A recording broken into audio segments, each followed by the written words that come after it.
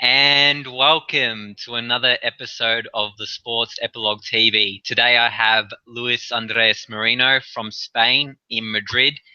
And since he is from Madrid, we might as well ask him about Real Madrid, of course. You know, the most popular team in Spain, or arguably Barcelona could come close.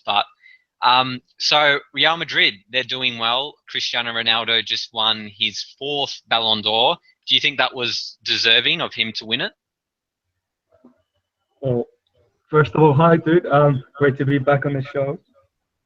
Um, he deserved it for the goals, and he won the European Championship with Portugal, the Champions League, and forgot to mention Intercontinental Cup too, mate.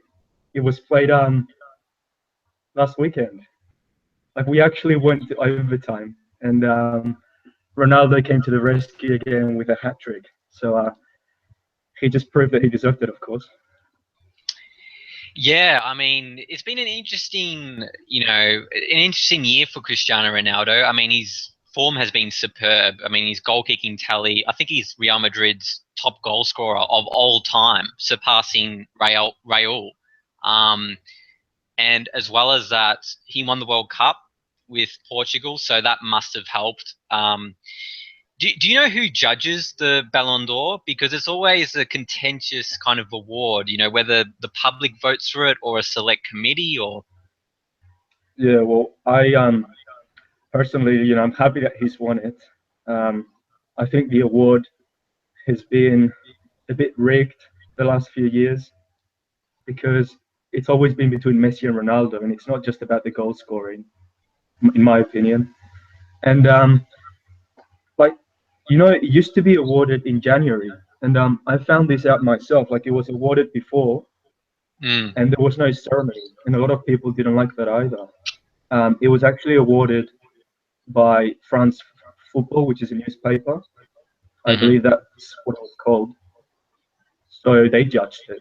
Not even FIFA judged it. It was down to them.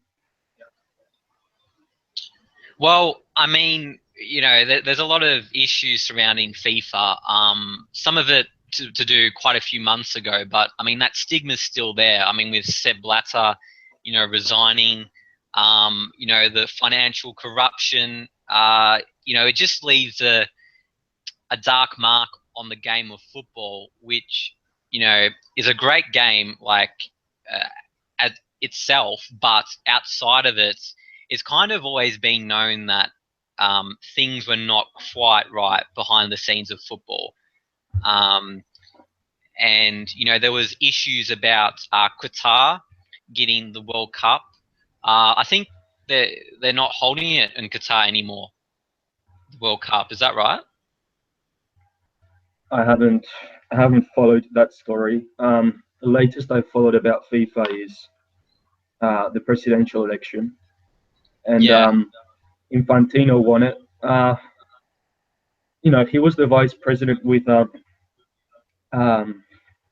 Platini, um, and Platini is surrounded by corruption. So it I mean, doesn't seem like I would have preferred Figo to have won, to be honest.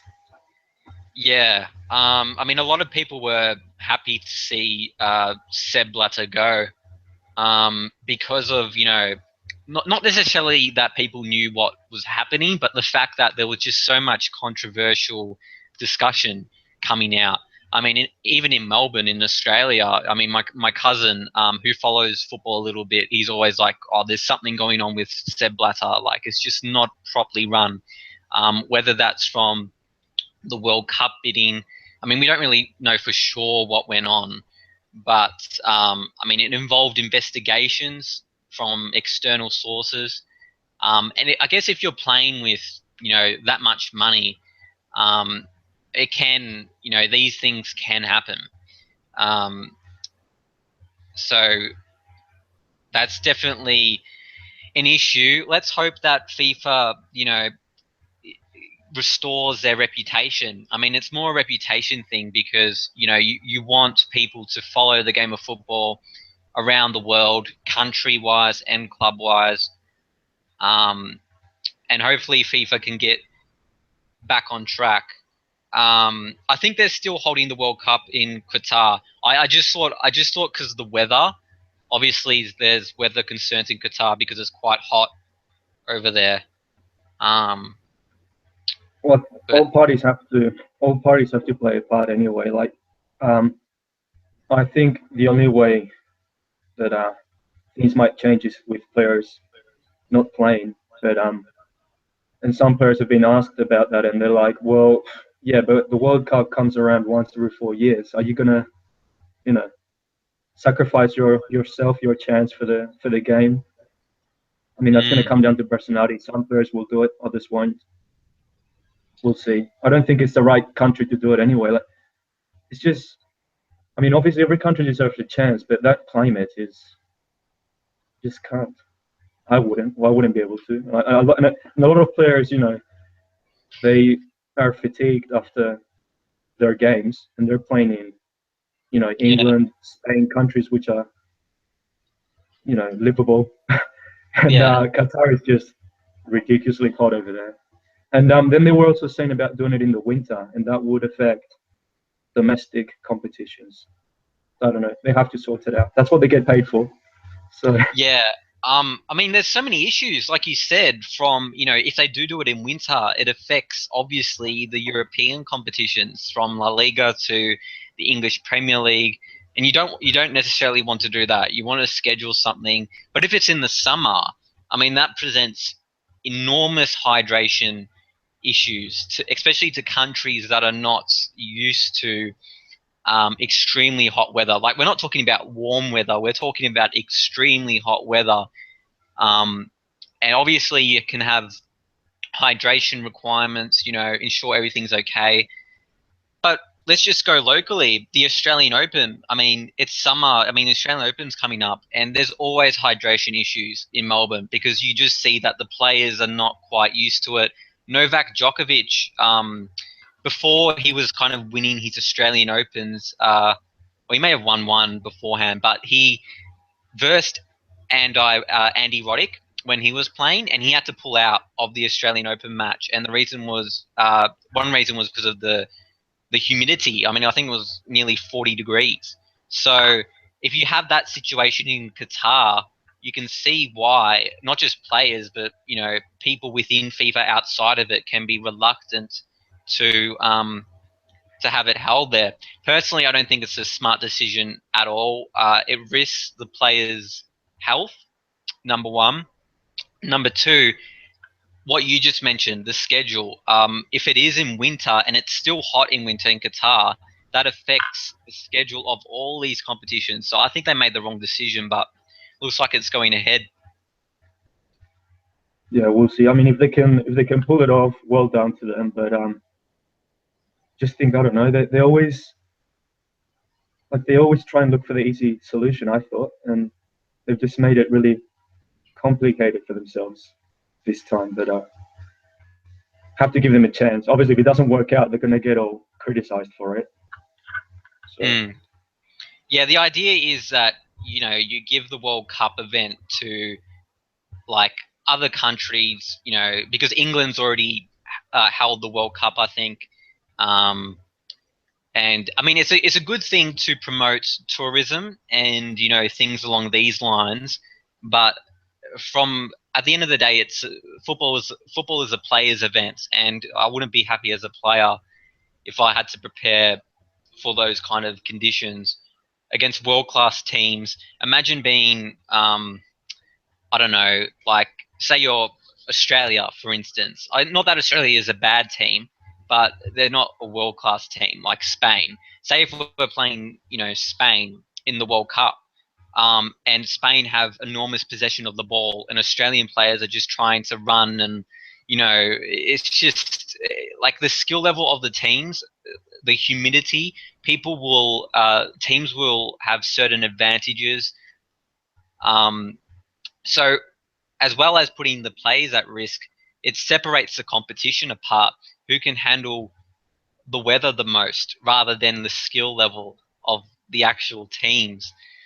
Um, And you know what? I said Australia, but maybe Australia will do okay because we have some pretty hot temperatures over here. But um, I mean, that's the thing. Teams will need to be training in climates where that can replicate those conditions. Otherwise, the body you can't compete. You only have 3 substitutions per match, so so the coach needs to know that this particular player can run out a game for 90 minutes in 40-degree heat, and otherwise No, they can't be in the team. yeah, it's going to be the most challenging physically, without a doubt, because I don't think there's been a World Cup with those conditions. Well, Mm. no, actually, like what? Maybe at the opposite extreme of the weather, so cold. But from what I remember, the World Cups I've lived, and looked back at the history of it, like yeah, this is the most controversial by far because it's going to challenge the players a lot. But like I said, I think if they really believe in their decision, let them host it. And if it doesn't go to plan, well, they should all just quit because you know, you got to face, you got to face. I mean, it's your responsibility. I mean, I believe every country should have I mean, I also believe there's been corruption. It's like with Brazil. Brazil hosted. There's been corruption in Brazil, like no doubt about that, because they've hosted Confederations Cup, which is um, the winners of the continental events. So Portugal will play that because they won the European Championship. Who won? Brazil won, so they will be in that. So Brazil has hosted that tournament. They hosted the World Cup, Olympics, and yeah, I think that. I mean, those are 3 massive events. How can one country manage to host all those events in such a short space of time? Like you have to win so many bids in order to do that. Mm. And we're talking about huge amounts of money. There's been corruption there, no doubt.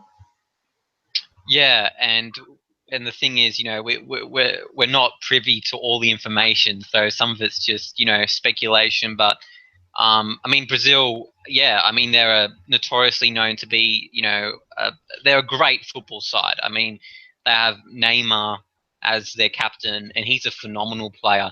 Talking about Neymar, he looks like a potential Ballon d'Or winner. He will be a Ballon d'Or winner once Messi and Ronaldo inevitably decline or retire. They don't look like that at the moment. But on that note, so yeah, Ronaldo got his 4th Ballon d'Or. I think that means he is one off Messi. I think Messi's won 5. Is that Yeah, correct? he's one behind. Yeah, and you could argue that Ronaldo's one has more merit because he won one with Manchester United. And as a Manchester United supporter, I've always had a soft spot for Ronaldo. Some of the games he played were phenomenal. Even better when then he was at Real Madrid. I remember when Rooney and Ronaldo, they formed one of the best partnerships, similar to, well, not similar, but that partnership that Gerrard and Torres had. Those partnerships can make or break players. Torres, once he was out of Liverpool and he went to Chelsea, he just it looked like a foreign environment to him. And, he's never really been the same since. He's had good games, but he always had Gerrard there. Rooney always had a Ronaldo there. Now Rooney is kind of struggling a little bit because he doesn't have. Ibrahimovic is a very good player, but Rooney's having to learn how to play more midfield. I was watching the latest United game, and Rooney was on the wing. I mean, Jose Mourinho couldn't fit him in the midfield because they had Ander Herrera. Who else do they have? Michael Carrick, who's very underrated player, and Yeah, Paul Pogba in Cam because Paul Pogba was having difficulties as a defensive midfielder under Jose Mourinho's system. I mean, you would know. I mean, as a Chelsea fan, Jose Mourinho likes to implement that 4-2-3-1, very compact defensively, and that didn't suit Pogba. But now we've seen Pogba in the midfield where attacking midfield where Rooney used to play. It's pushed him out to the wing, and we'll just have to see where Rooney careers go. Where Rooney careers go. But so what do you think about Manchester United's form? Yeah, well, West Brom have done really well up till now, so they did well to they dominated that game. It's not easy to score goals against Pulis's teams. Like Tony Pulis is the coach of West Brom at the moment. He's a very good defensive coach. Yeah. And Mourinho, like you said, he sets up well defensively. His team's not really about goal scoring. It's more about winning 1-0, 2-0. So he executed that one well. I mean, I don't know. Well, they're in the Europa League, so I guess you could say that's an excuse for them, the fact that they've got one more competition. But they should be up there, further up there. I mean, they still got time to catch up. Although, like, we're nearly halfway through the season. Like, honestly, it flies by when you think about it. But I think they're also going for the Europa League title. Like, you know how we said, and I think this was a good move by UEFA, that the winner qualifies for the Champions League. I think they're going for that title because they're capable of winning it. I mean, that's exactly right. And it was a great initiative because it gave meaning and purpose to the actual competition. Because beforehand, you would have, the odd team like Manchester United traditionally competing for the UEFA Champions League, but after an odd season, they had to compete in the Europa League. It's not as prestigious as a Champions League. It still isn't, but this initiative that it guarantees a spot gives more merit to the competition itself. And obviously you win a trophy, which isn't a bad thing either. But you're exactly right, though. A team such as Manchester United should not be playing in the Europa League. They spend too much money. I mean, we can look at Zlatan and say that was a very good investment. I mean, he was essentially for free, and obviously his wages would be, one of the most at the club, but his transfer fee, we didn't have to give him off PSG because his contract ran out. But other players like Mkhitaryan, he's actually done okay, but you need to see investment in some of these players. And often Pogba. Pogba, I mean, geez, how much was he? I think he was like over $100 million Who knows? in Australian terms. But No, and in pounds and in euros. So in Australian terms, it would be nearly 200. Jesus, it's way more than the A-League combined, and the A-League's, the Australian local competition there, but that doesn't compete with the competitions outside of it. But it puts things in perspective. You pay one player that amount of money. You see a team like Leicester City, how they use players and purchase them, purchase for their needs. I mean, Leicester City have had an interesting season. I mean, they're competing in the UEFA Champions League. They've made the round of 16, which is a really good achievement. Well done on that. But they haven't done as well in the EPL. I think they are outside the top 10.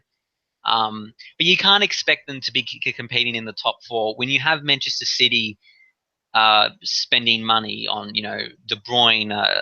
They've got Pep Guardiola in. Chelsea's new manager. Chelsea are having, they're first on the EPL ladder. So football changes, and I still think Leicester City have done a really good job with their transfers. Like Ahmed Musa from CSKA Moscow provides that run and carry. You know what they've lost? They've lost Kante. Yeah. Do you like him as a player? I mean, well, he's still very young, yeah. So he's like when they first signed him, they were like, he's going to be the new Makelele. Obviously Makelele was top, so he's still Kante can still develop. But yeah, I mean, you can understand why he moved. Like, actually, I was surprised that winter transfer market is coming up now. I'm still surprised that like barely any Leicester players moved on. because that brought them so much fame, and yeah, just their reputation, it just went over the roof for pretty much every player for winning the Premier League. And I just expected them to sell like almost their whole team, and they've managed to keep everybody. So I mean that's yeah, incredible. Yeah, and you've seen with other teams that haven't done as well. And it's really quite a shame just the way the soccer system works sometimes, because Newcastle United, I mean, they've dropped down to League Two of the EPL, and they've had to give up really good players like Wijnaldum to Sissoko. Liverpool, Sissoko to Yeah, but Spurs. I mean, he's a great I mean player. they've done that though because I know a bit about this story. Um, like the Newcastle fans, I've always put them in the same bracket as Collingwood fans, not just because of the colours and the pies, but like no, it's actually true. Like they hate their owner, and like he's just taken so much money out of the club, and that's brought them down to relegation these last few years. And they also got rid of Alan Pardew, which I think is I mean he's struggling with Crystal Palace a bit now, but I like him. I think he's a good manager. They're, I think they're top of the championship now, though. I think they'll get promoted again Hmm. as long as they Yeah, finish in the top two, which looks like it's going to be the case. yeah, that's definitely right. But yeah, no, sometimes football troubles can extend beyond the pitch, and they can lie with the owner. I mean, in many cases, that is actually the case, because the owner is someone who has the final No clue. say. They have no Well, clues. no A lot of clue, them but have no clue. they carry a lot of power, though. That's undeniable. I mean, you look at the Glazers at Manchester United. I mean, they were a bit more under Sir Alex Ferguson. They were a bit more willing um, and a bit more trustworthy of Sir Alex Ferguson because of his success.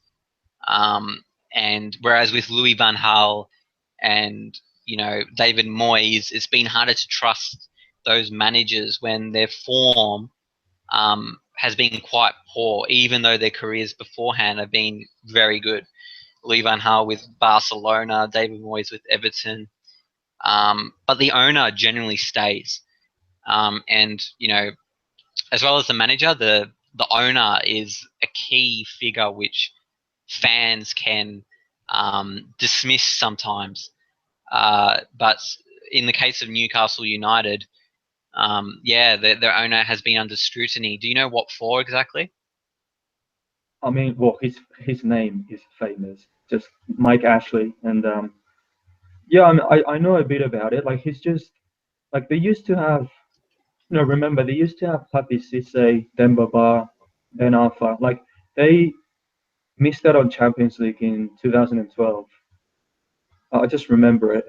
They missed out by a win, like 3 points or 2 points. Like that year, they did that well, and Alan Pardew was there. Like they should have, well, should have.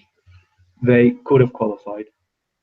Um, but I think the owner who's just been taking money out of the club, like he's not investing. It's like it's similar with Aston Villa. Like Aston Villa, they used to have good players themselves as well, and they've just Benteke, um, previous before that as well, and they've just taken money out of the club, so they're not investing as much. And ultimately, I mean, you can be like Leicester and survive with little money, but most of the time you're going to pay the price, and that's getting relegated. But I mean, in Newcastle's situation, they're going to get back up. I mean, they're doing quite well. Championship is a long season, but I think they will finish in the top two. Benitez is doing well. Yeah, generally, I subscribe to the theory that quality is permanent, form is temporary, class is permanent, and I think that can extend to teams as well as individuals. You've seen Chelsea under Jose Mourinho when he was eventually sacked. But, oh, Chelsea are going to get relegated, but you look at the quality of their team, and I think, funnily enough, Arsene Wenger was one to highlight this to the press that you know they're not going to be in the relegation because they're just too good. And that's the case with Newcastle United in League Two. They're not a League Two side. Hmm. And that was a very good point you raised about Aston Villa and Newcastle United. I remember very well Newcastle United having great players. Ben Arfa, who now plays in France. Um, Bye. Cabaye. Oh yeah, Cabaye, and he's a French international. So Yeah, he's. You know how they take 23 players, the international sides. He would make the top 20 French players, no doubt. oh yeah. He's such a well-rounded player. I know there was a links to Manchester United as well, and most of the top clubs. He played with PSG, as a matter of fact. He's a class player. And you have to wonder what these owners are doing by letting them go. Some of it is to do with the players seeking more opportunity, or not opportunity. That's the wrong word. Opportunity, Success. yeah, success. Opportunity is generally applied to someone like Um, Memphis Depay, he's not getting a lot of game time at Manchester United, but he's a very talented player. And you hear links with him going to Everton, which I think would be a great career move for him. I mean, I really value Memphis Depay, but I just can't see how he fits into the system when you have players like Martial, Rashford, in the squad. You can't be happy sitting on the bench when Depay is that good. So he's someone looking to get opportunity.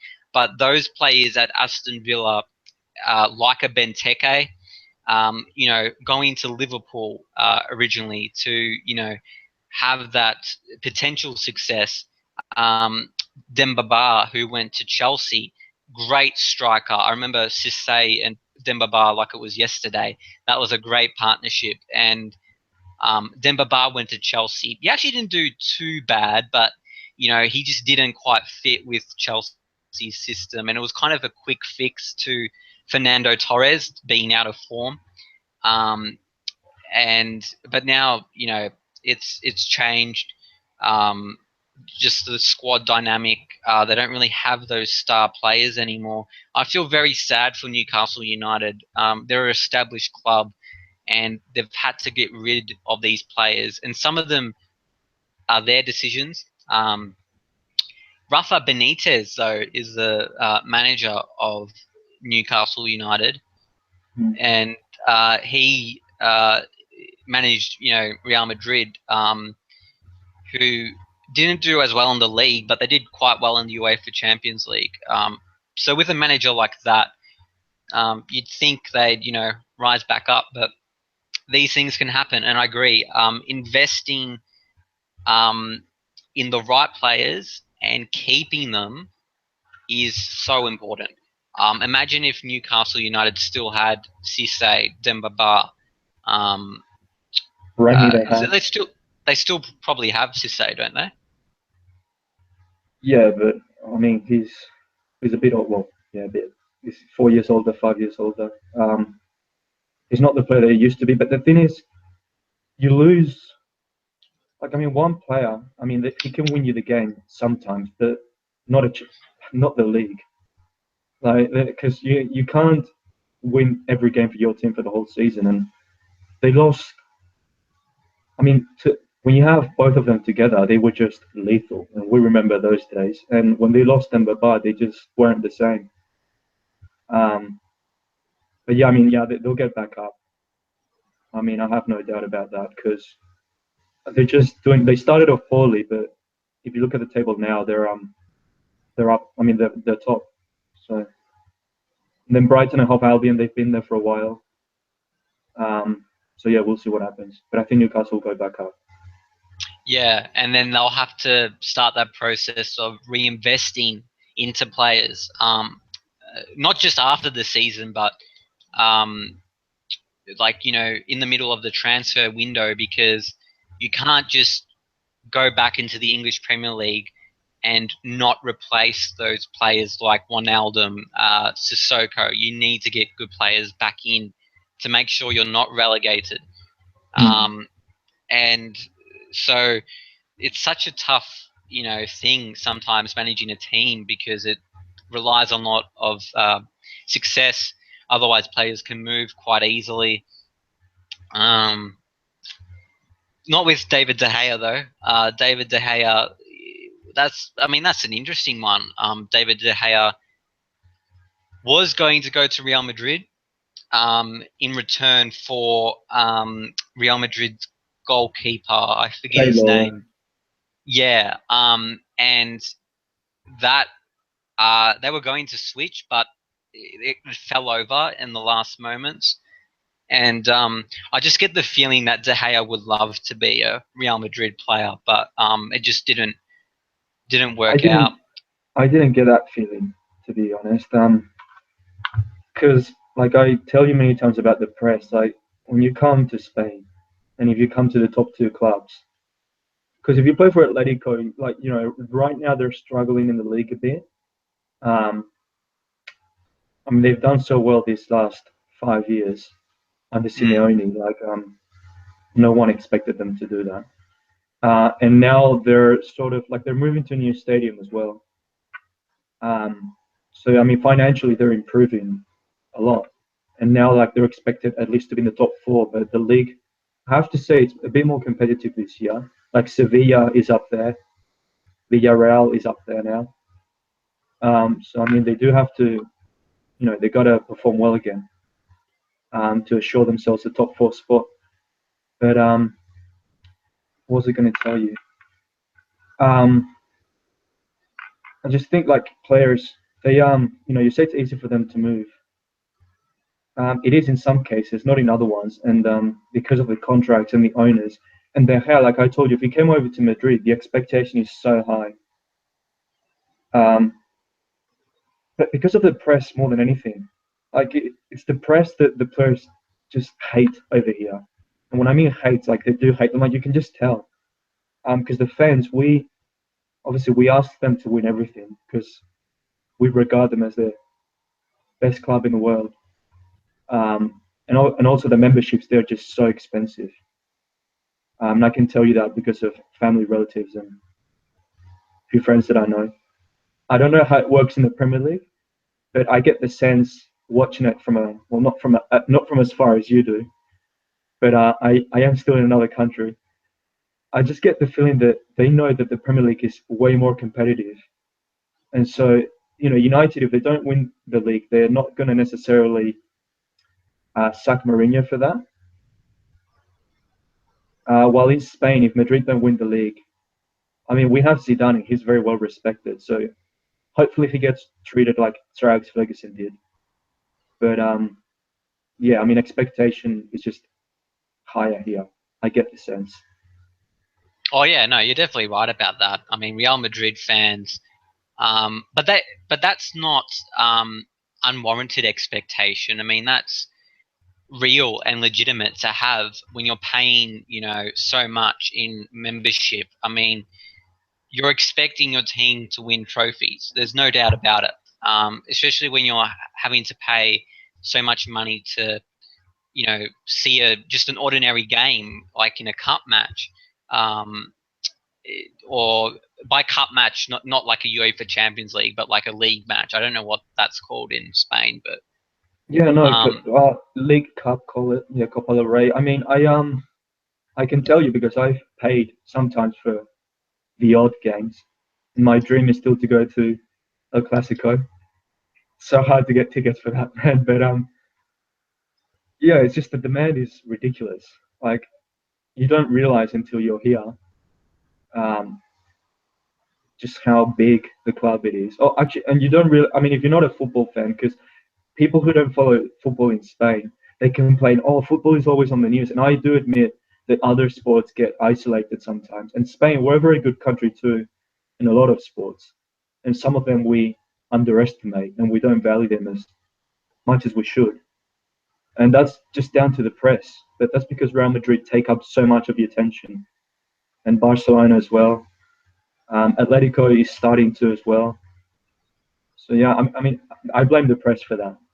I mean, I pay attention to a lot of sports, but the press give a lot of attention to these clubs because financially they just carry so much money, dude, and everyone around the world follows them. Oh yeah, and you mentioned a great point about the press. We've talked about like the owners as well as the team having responsibility. The press have enormous influence on public opinion, especially to an ordinary fan. And like you say, I can't really speak personally to the press in Spain, but I know in England that it can be quite bad sometimes as well. I mean, you just read online. The English Sun. I mean, sometimes their articles, you know, if they're not wrong, they're not quite, right, so to speak. But there's always issues like that in the press.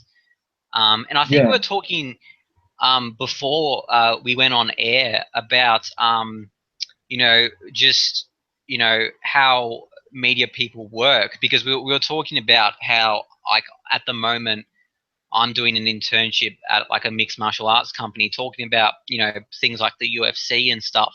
And I mean, I look at some of the press situations and I always think how I can do better. um, and that's whether that's making sure you have your facts, making sure that if you have an opinion, it's backed up and reasonable, to the best of your ability. Because sometimes what the press do, and this is not the Sun, just generally, sometimes what the press do is they pick up something and that's very small, but they make it into something bigger than what it actually is, to sell the newspaper, to sell the story. Um, and especially in the age of journalism we're in now, contrary to what people say, like, journalism is still a very how do I put this? There's still a lot of jobs in journalism, but it's to do with digital now. It's not about getting newspapers. It's about physically. It's about viewing articles. Like, in my experience, I mean, I prefer to do this kind of stuff. I mean, I like writing, but I prefer this more, like broadcasting, and I think that's generally the trend now. Success with YouTube, um, and just television in general has gone through the roof. And I think there was an incident with Gary Neville and Jurgen Klopp recently. Gary Neville's obviously a pundit now. He got sacked from, or not, Valencia. yeah, from Valencia for not succeeding there. But he said he made a criticism about Jurgen Klopp. Um, Not sure, I forgot exactly what it was, and Jurgen Klopp took exception to that and made reference to the fact that Gary Neville didn't do as well in Valencia, which is to an extent, right and wrong. Sometimes circumstances can dictate how you manage a team. And Valencia were not in the best of positions, but they did have a good team though. Oh, he was just And they're crazy. one of the, He was just crazy to join the club in the first place. Like I know when uh, if it's the first time you want to become a manager and you get that offer, it's very hard to turn down because you might regret not accepting it. But I knew if he was going to come over, he was going to struggle. First of all, the language barrier, and there's this really funny video of him um, opening because I mean you probably do it over there too, and anywhere like yeah, who doesn't drink champagne for Christmas? And he was opening this bottle for a video for the club, and he nearly, he opened it and he nearly hit his face with the cork. No, he's a funny dude, but I just knew he was going to struggle. He was there with his brother is still there, I think, Philip Neville, as an assistant. But when you're an assistant, it's not the same as being the head coach. You get all look at Roy Hodgson, like Gary Neville, he was the assistant with him, and like yeah, like pretty much all of the criticism went to Roy, not to him. So oh yeah, the English press is demanding, and that subscribes to a national level as well. You know, these managers who come in at a national, especially someone like England, where they have so much expectation. They're thinking of the old days. They're thinking of David Beckham, Paul Scholes, Frank Lampard, and you know, they're saying, you know, why isn't our team doing as well? Well, one of the reasons why they aren't doing as well is because the amount of pressure that the press puts on them. Sometimes you have to remember that England are competing with the likes of Spain, Brazil, you know, Portugal are starting to develop a really good young team now. So they have competition. And sometimes I think you need to put things in perspective. Like England have definitely failed in competitions, but when you have expectation, it's very easy sometimes to um, feed into it, like in a negative way, make it so it affects your performances. And sometimes that happens. It gets to the players' heads. You know, it can be as something simple as a goal drought. So, for instance, Zlatan Ibrahimovic, before he was, you know, his recent goal scoring tally a month ago, people were saying, "Oh, you know, Zlatan Ibrahimovic wasn't worth the money," and now they're saying he's a superstar because of the form he's in now. So it just tells you that two weeks, you know, two matches is a long time in football. People can switch just like that. Um, Oh, and yeah, I can tell you that. I can tell you that about here in Madrid. Every game is like a final for mm, the manager especially, but the players as well. Like the fans, I'm not that demanding, honestly. Like I want them to play well, and I mean the league they should be competing for it basically every year because they're that much better than the other sides. Even Barcelona, to be fair. Like I know Barcelona, they get a lot of players through the academy more than Madrid, but even they are not like nothing gets bigger than Madrid. I mean, I mean it. Maybe I'm a bit biased, but I mean, if you come over or, and I mean as a player or whatever, like you will find out. Like you will be James Rodriguez now. He's struggling to get into the team. Like he came at the start as a superstar, and I don't think he was worth the money anyway. I know he scored that incredible goal, and he had a, let's say, a very good World Cup. Uh, but yeah, money's gone through the roof. He's not worth 80 million, like honestly. And now he can't even get in the team. yeah, I mean, Real Madrid have a quality squad though. James Rodriguez is a very class player, but yeah, no, whether he was worth 80 million, that's debatable. Especially if he's struggling to make the team, as you say. When you have players like Tony Cruz, you know, even Isco, Mateo Kovacic is a young player coming through. He seems to be doing well at the moment.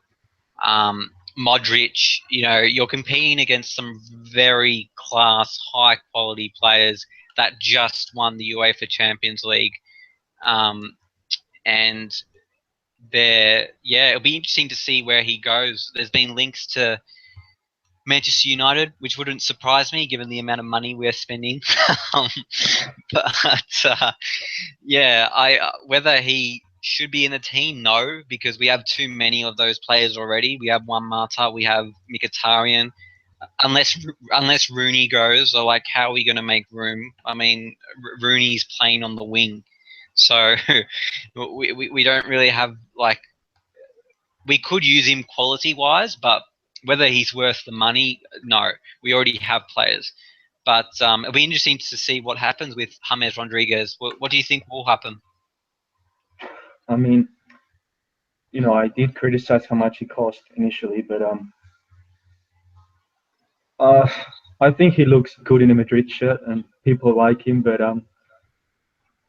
I see him doing well for Chelsea too. I think someone like Conte would like him. Um, would he adapt to the Premier League though? Uh, I don't know, but we'll see. I mean, I Yeah, can't tell you right. I'm just surprised. Like he gets really well with Zidane. Like he doesn't hate him. Because when the press ask him, I know they don't really tell anything in public, but it's not like any player hates Zidane. He's just not getting the minutes. I don't really know why Zidane is choosing that, but he just maybe he doesn't like his style, or I mean, you have to say some players like Lucas Vasquez, for example, um, he he's actually well, he got loaned, but he was from the academy, Real Madrid academy, and he's doing really well. So he's taking his spot, and that's a true fact. But yeah, I don't know. I mean, he's just finding it annoying that he's not playing in the big games, understandably, because he's a top player. Yeah, and that happens when you have such competition, coming into the squads, and even to a lesser extent, Odegaard at Real Madrid. I mean, he's talked about as a wonder kid. I mean, he has some real skills, great on the ball. I think he's under 18 years of age, or just 18 or something. So he's a very young player, and with a bright future.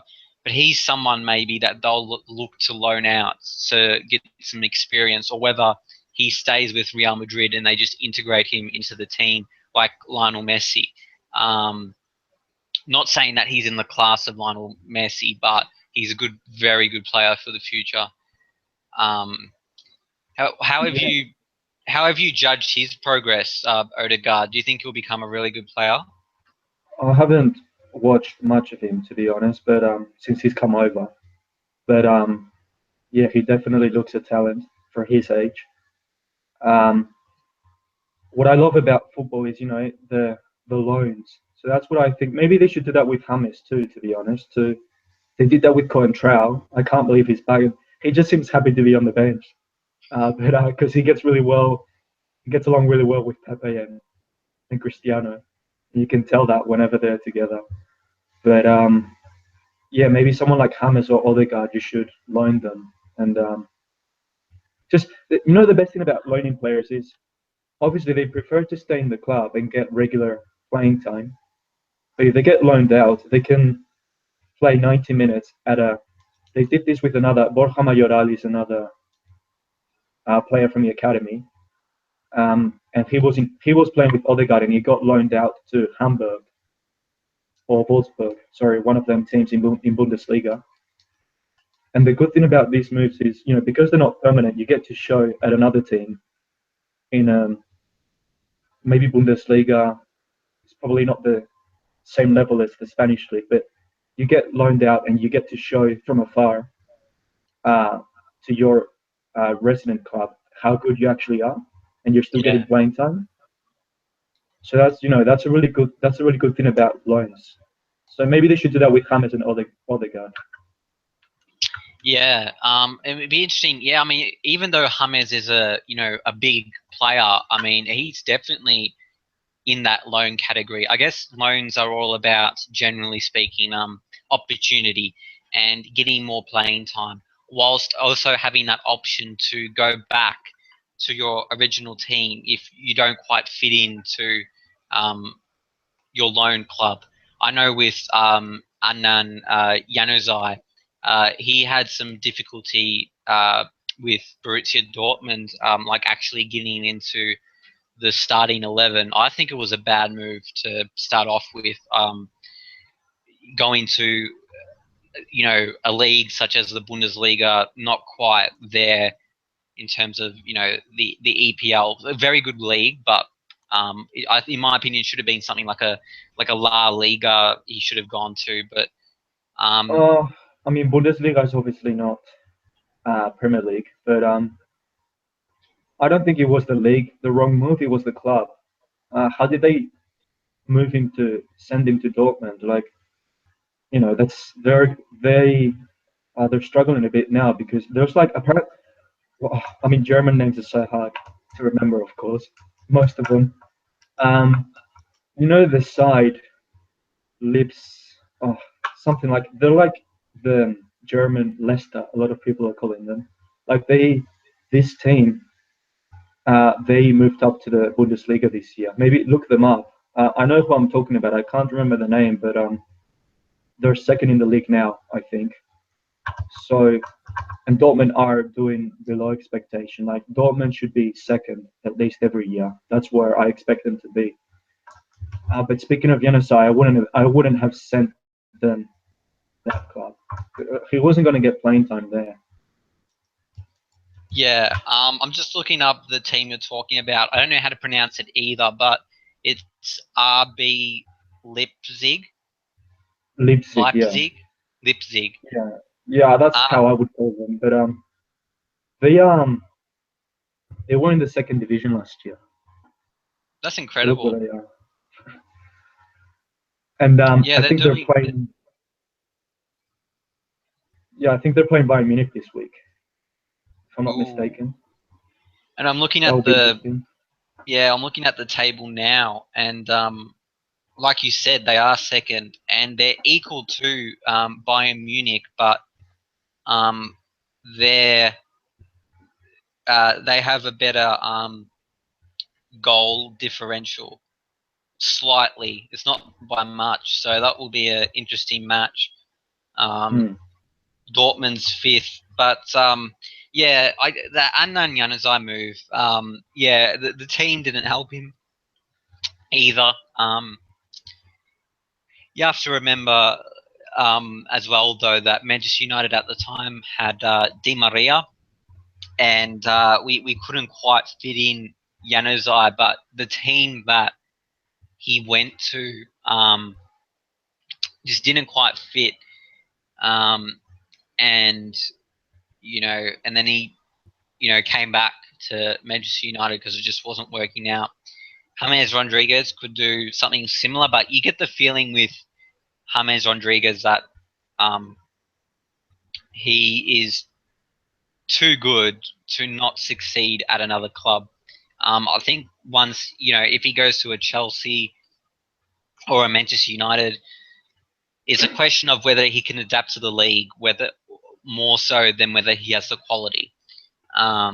Because he does have the quality in spades, but um, and it's also whether he can fit into the systems. Chelsea are deploying a five at the back um, system under Conte. Is that the manager's name? Yeah, but Um, more like a well, yeah, you could say five at the back, also more like a 3-5-2 with two wing backs. But I yeah. think he could. I mean, yeah, James as a wing back. Uh, he's Oh always no, been more central, and wouldn't. I mean, he's quick, but no. I didn't mean he would play in defense, but just no, I mean he need to fit into that's the my system. suggestion. Yeah, That's my suggestion, but yeah, I think I can't see him either. I don't know. I personally want him to stay. Um, I think he just needs to compete for his spot. Like when he plays, and that when he first came, we had a shocking season on the 14-15 season. Um, he was one of the few shining stars that year. So and this year he just didn't start that well, and he's lost his spot in the team. But if he's given a chance and he performs, then he'll get back in. So I don't know. We'll see what happens. yeah, that's exactly right. But remember, form is temporary, class is permanent. That's a Yeah, great. but I mean, yeah, but not many people considered. I didn't consider Lucas Vazquez a top player, Mm, and the form. I know form is not permanent, but form does help your reputation. So before no, I think now he's doing so well, and I like him, and he's Spanish, and he's one of our own. But before that, he wasn't considered a top player, and people are like, oh, why is this guy given so many chances? And now everyone suddenly loves him. So yeah, it does help your reputation, nonetheless. yeah, and form does make class players, especially if you can keep it up consistently. We've seen that with Jamie Vardy at Leicester. I mean, his career was almost at the crossroads. A couple of years ago, not in terms of whether he would play football, but just the quality of the player he is. And now he's an extremely lethal striker who has pace, good finishing ability, and an integral reason why Leicester City are the team they are. So form is definitely more important um, than we think it is in compared to class. I will admit that. That was a good point you raised. And on another topic, I wanted to get your opinion on the potential Conor McGregor and Floyd Mayweather Here we go. boxing match. Why do you say here we go? No, because I'll admit I've not been into this, but I mean I have friends who talk about it as well, and I did watch the Mayweather Mayweather Pacquiao fight, which was at like 3 4 a.m. over here, just for the pure interest of it, and yeah, like the press, and also it's a lot more interesting in the media and powerful than I imagined it would be. Um, or I mean, you know more about this. Like it's been growing in the media, hasn't it? I don't remember the media talking about this, like UFC and all that, as much as they do now.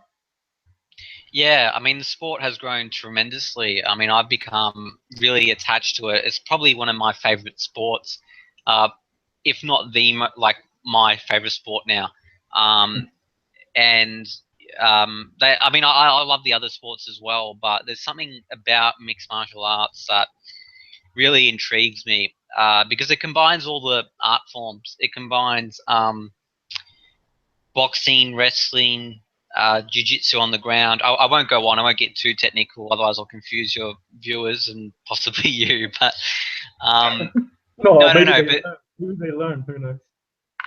But yeah, me included. But I just know what I find really. I know because I follow you, so I know how obsessed you are. But yeah, from my point of view, what I find really interesting is, yeah, I think they're complete athletes. There's no doubt about that. But how do you motivate yourself to fight someone that, how can you make yourself hate someone just for the money? Like, you know what? That is a fantastic point you raise. And in an have you never interview with thought about that? no, I have thought about it, but it's something that most people don't really think about. The mindset you have to be in. You can be a nice person outside of the ring or the arena, but once you get in there, you have to switch. You have to be a killer. And this Manny Pacquiao did an interview in 2016, late in 2016, and he was talking about this. He's actually a very nice person, Manny Pacquiao. Um, and he's quite religious, but in general, he's a nice person. But when he was talking about the mindset you need to have, he was like, yeah, as soon as I get into the um the ring, I need to switch that mindset into becoming a warrior, into becoming a combatant, someone just wants to kill, and that's something that intrigues me. I don't think a lot of sports can. There's always a mindset thing in sports, and it's one of the beauties of it. In mixed martial arts, though, it goes to another level because you need to. Let's talk about Conor McGregor. Conor McGregor, whether you like him or not, his Yeah, mindset is incredible. I mean, the amount of self belief and self confidence he has, and arrogance. and the arrogance and the ability to say it and back it up. He hasn't backed it up all of the time, but 80% of the time, he's been right there, and he's never one to say what he doesn't say. He says the truth, and that's something I respect very much about him. So mixed martial arts, boxing, soccer, all these sports, it's a mindset thing. The mind plays such a vital role. Whether it's form wise, because if you're out of form, right, it's easy to get into that trap of when a thing's going to turn. Whereas if things are going along smoothly, you don't really think about the negatives. It's just like, okay, we're going to beat this team. I'm going to beat this opponent. Um, and it's all a form thing. I mean, yeah, you're right. Form plays a major part in not just your class level, but um, your mindset.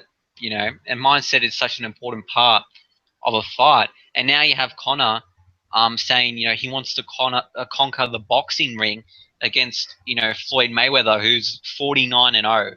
So he's undefeated. And I know you were talking about the Manny Pacquiao fight. A lot of people didn't like that fight. As a viewer watching, I did like the fight. It wasn't great because I don't Manny Pacquiao wasn't on the skill level as Floyd. Floyd used the ring very well, and Manny Pacquiao, he keeps on saying that he won the fight, but I think viewers who no, I think you disagree with me, but let me finish before you go. But um, just because Floyd moves around the ring doesn't mean he's not doing anything. I mean, that's an essential part of fighting, movement. And you need to move in certain areas to, throw a strike, to, in mixed martial arts, get a takedown. Um, Movement is key, and Manny Pacquiao was static. And people don't talk about this. Like, even though Floyd Mayweather's moving around, at the end of the day, you're enclosed in a ring. You're not competing at the MCG in an oval, running around to chase somebody. I mean, if Manny Pacquiao was good enough, he would have gotten to Floyd more often. But Floyd Mayweather was a superior boxer. But what's your take? No, I agree. Movement is essential. Obviously, no one is denying that. But Floyd, that was I had watched a few fights before, but that was by far the biggest I had seen. And dude, like he just talks like he's like a Connor as well. Like they're so arrogant and they speak so ruthlessly of other people and oh, I'm gonna kill this person. And then you Yeah. see him in the fight and he didn't launch that many strikes. That's all people criticize about him. No one is saying that it's all about strikes. Of course, you have to move, but it's just I think your personality should match your. And then Pacquiao, you could argue he's the opposite. He's like you said, he's very calm outside the ring, and then inside the ring, he's a completely different person. I'd rather see fighters like that or boxers like that than individuals who, like Floyd. To be fair, like he speaks really, yeah, like so with a huge ego, and then inside the ring, that was just my view and a lot of people's view. He wasn't as aggressive. That's all people are saying. Yeah, I get what you mean. And obviously people have, different opinions, just like, any other sport. But at the end of the day, Floyd won that fight. I just can't, you know, viewers have to realize that the way he was using the ring, keeping off Manny Pacquiao with the jab, his lead hand, and his right hand as well. Um, Floyd Mayweather's right hand is very accurate and quite powerful when it lands. But Manny Pacquiao had his It's moments, just but it wasn't the most entertaining fight to watch. I get that point. Yeah. no, that was far from.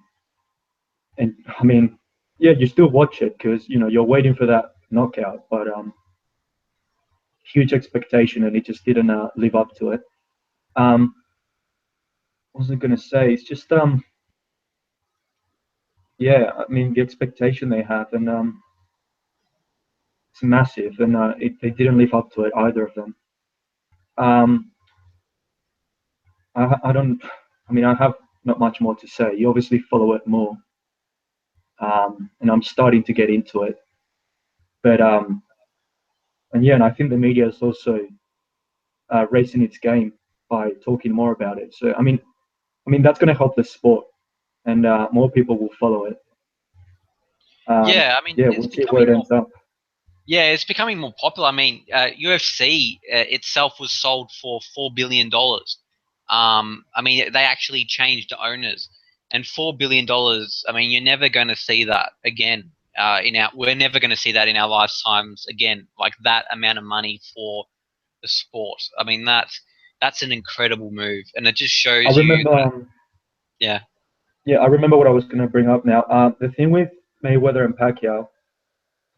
Yeah, Mayweather won the fight, but I mean, yeah, people just a lot of people say Pacquiao just because of the styles. I mean, but that happens with anything, dude. It's like I'm gonna bring in a different sport here, but it's like Kobe and Michael Jordan, you know. And you can those are comparisons I like, and not Messi and Ronaldo, for instance, or Kobe and LeBron because they're different players. But you can't compare Kobe and Michael, or in your case, you know, in the fights, you can compare anyone because they're in the same ring, and there's no other way. I mean, uh, would you? I mean, their styles are different, Pacquiao and Mayweather, so you have to compare them because they fought each other. In most sports, if you're going to compare players, you have to pick their styles. You can't just pick like Ronaldo and Messi, for instance. They pick them because of their titles they win. Like their styles, they're nothing alike. I would never put them. And Gary Neville says this all the time. I would never put them in the same debate. Yeah, because like you said, even though Messi and Ronaldo, they play, one of them's a right footer, one of them's a left footer. They play in similar positions, but they're different players. Ronaldo, he has that. He's very good aerial in the air. Ronaldo, he's quite well rounded, whereas Messi just has that it factor. They both have it, but Messi's got that natural ability. I mean, people always compare Messi to Ronaldo, and I personally think it's a debate worth having because I do get your different players' perspective, but if you're comparing the greatest of all time to ever do it, inevitably players are going to be compared. Fighters alike. Talk about Muhammad Ali and Floyd Mayweather. A lot of people you know say Muhammad Ali was the greatest of all time, and I'm one of the biggest Muhammad Ali fans you will find. I loved him. I love him. He gave me such inspiration. His self belief, and he was always very um, comical. He was also a humble person as well, outside of the cameras. Um, but the thing about you know these top athletes is that they're special. Whether it's because of the work they've put in, the talent that they have, um, they just rise above average athletes, and so that's one reason why you're going to get this constant comparisons because you're always thinking, how can I improve on the next fighter? How can I improve on the next player? When Diego Maradona, was in soccer, people were like, wow, this guy's amazing. Who can dribble like him? Who can get around four players and kick a goal? Messi can.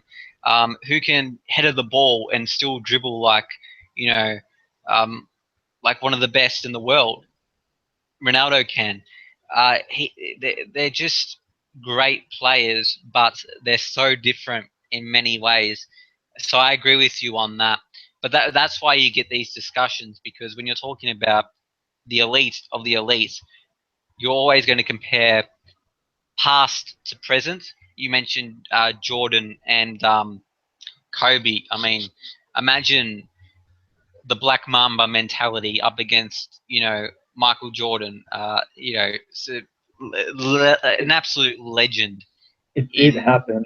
Yeah, it's just a shame it happened. And this is another debate, which is I understand why why these debates occur.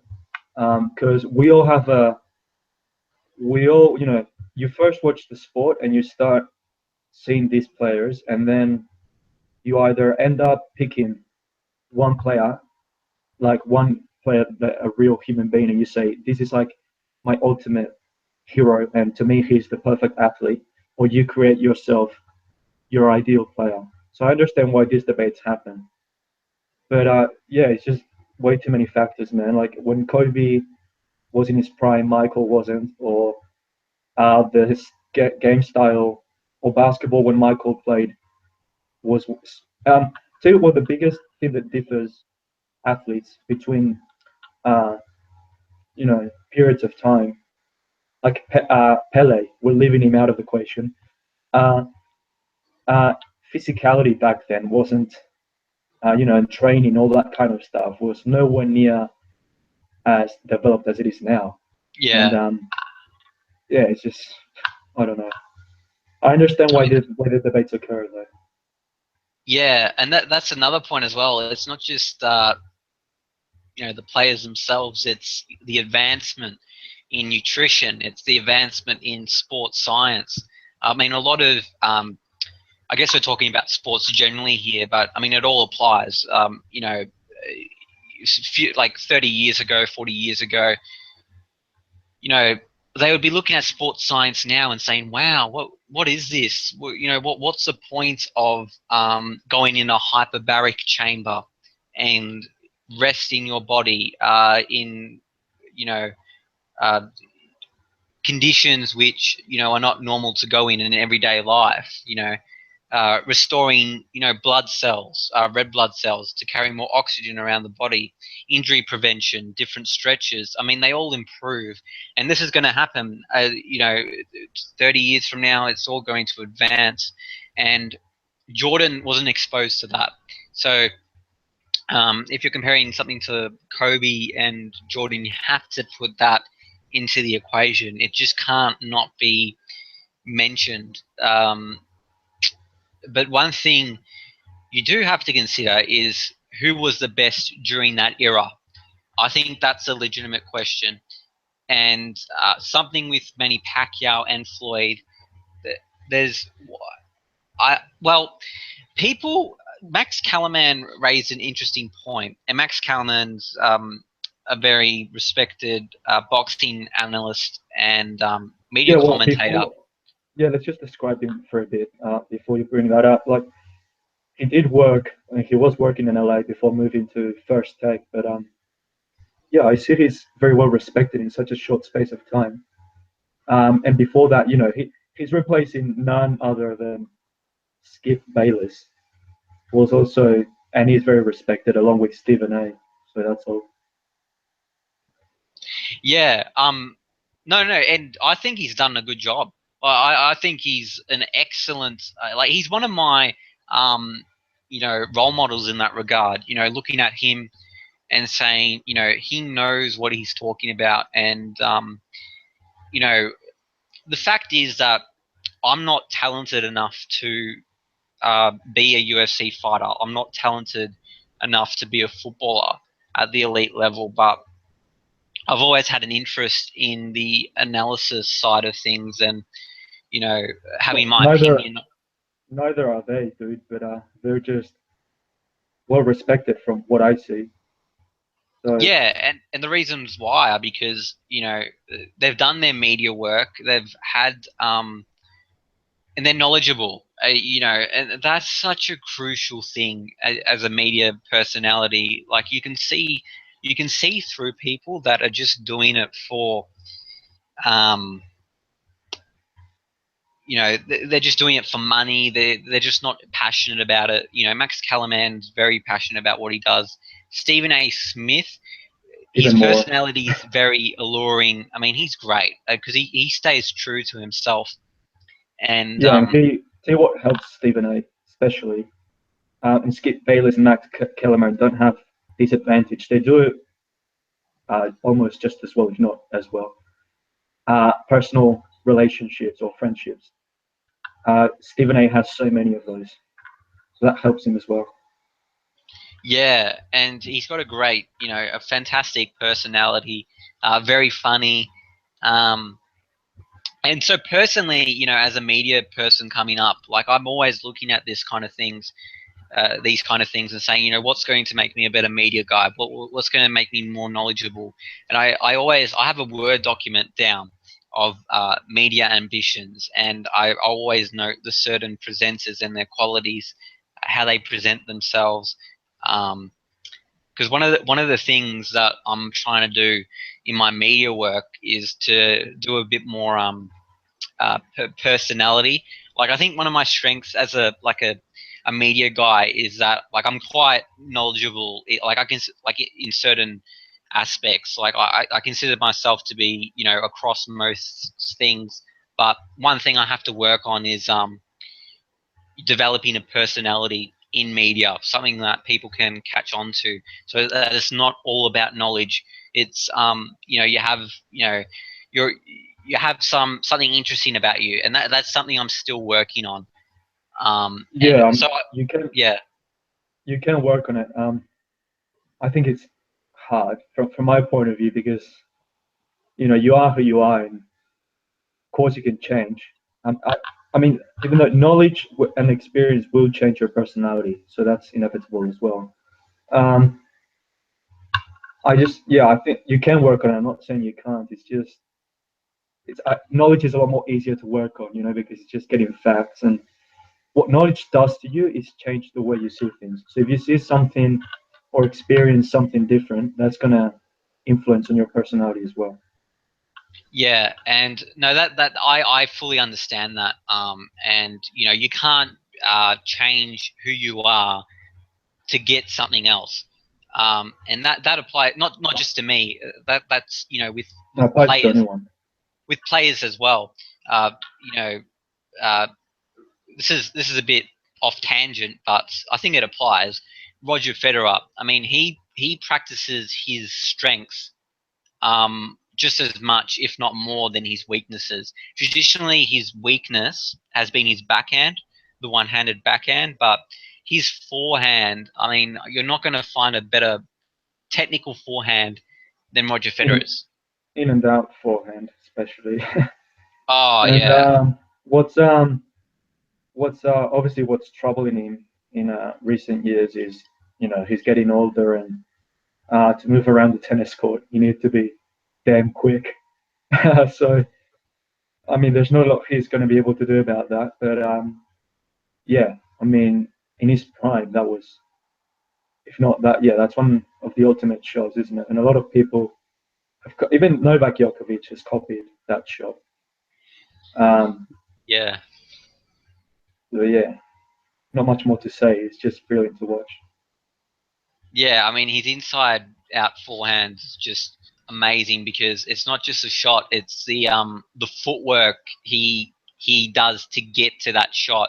So he doesn't have to use his backhand. He can constantly use that forehand all the time, and almost of the time, like you said, tennis is such a quick game now.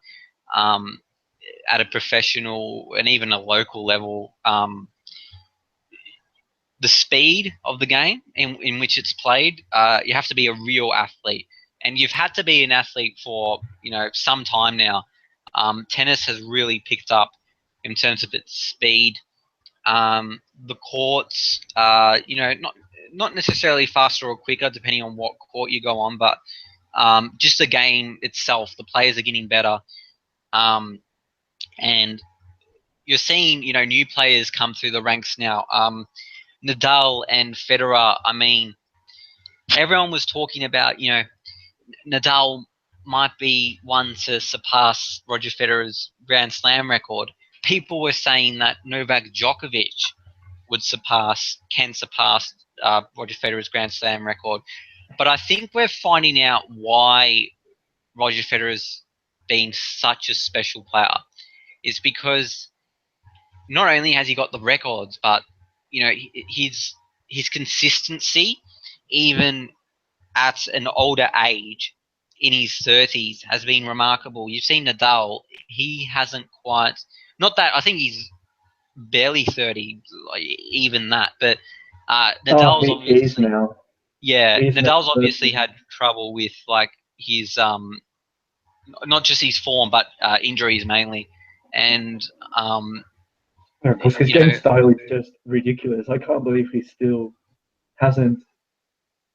Maybe he believes so much in his game, and he loves so much playing the way he does, that he will never turn down the fact that this is the way I want to play, and I'm not going to change it. But if I was him, if I wanted to play for, if I wanted to play for another 4 or 5 years, I would look to change a few things in his game, or maybe just mental thing, because he runs for every ball. It's ridiculous. Well, that is so yeah. rare. David Ferrer has been nowhere near as successful, but he's another player who I admire. I also I admire, and I think they're just crazy mentally at the same time. It's like, why do you punish yourself for every ball sometimes? Like it's a joy to watch, and we love using run for every ball, but is it really worth it, dude? Like you're 40 off down or you're 40-0 up, just sacrifice Go one for it. point. Yeah, Yeah. like they go for some balls which I say they're meaningless, dude. But I guess maybe passion comes into play. Um, they never give up for any point. Who knows? It's in their heads. Yeah. And one player that I had in mind is Leighton Hewitt and his style of play. Retired player. Um, he was the youngest number one tennis player in the history of tennis. And what made him so good, but which also affected him later on in his career, was the fact that he hunted down every single ball and just would never give up. And players have a hard time letting that go.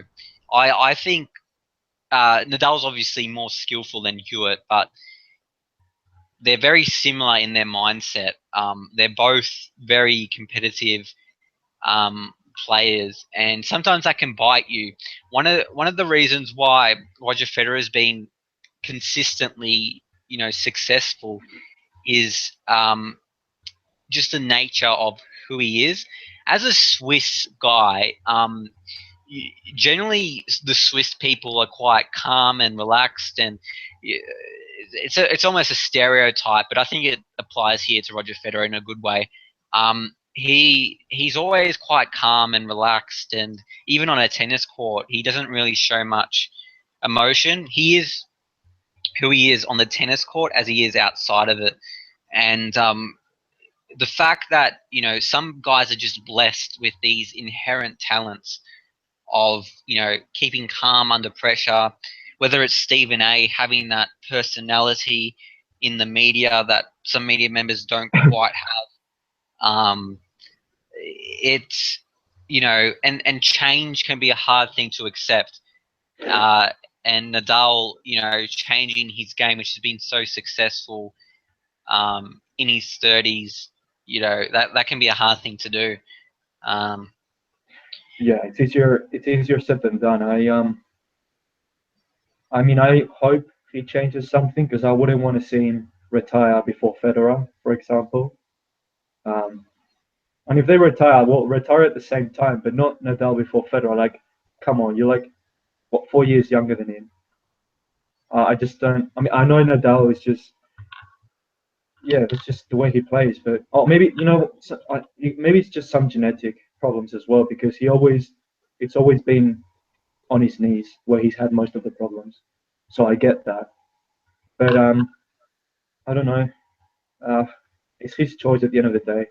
He will be remembered. I tell you what, not just for the titles, like Federer, even Djokovic, like Murray. He's let's say out of the four players, he's probably the least unique, although he's such a good all-round player as well. I think he'll be remembered, and the Brits are a bit. They're more so. They remember more the titles, and that's the way I view them than the styles of play. Because I see when they debate soccer players and stuff, they're more into titles and stuff. I'm not. I think Andy they'll probably remember him because of his Wimbledon titles, the Olympic gold medal. Like, oh, he's the only Brit to have done this. While as Nadal, Federer, and Djokovic, I think they're going to be remembered. Obviously, because they won more titles, we kind of put them apart because you know we waste time counting how many titles they've won. We might as well talk about their playing styles, which are just incredible and unique. Like we're not going to see an all-rounder like Federer. I think we're never going to see an inside-out forehand like his for a while. Djokovic has tried to replicate it, but even his isn't as good. It's just, I think, the most all-round player we've seen.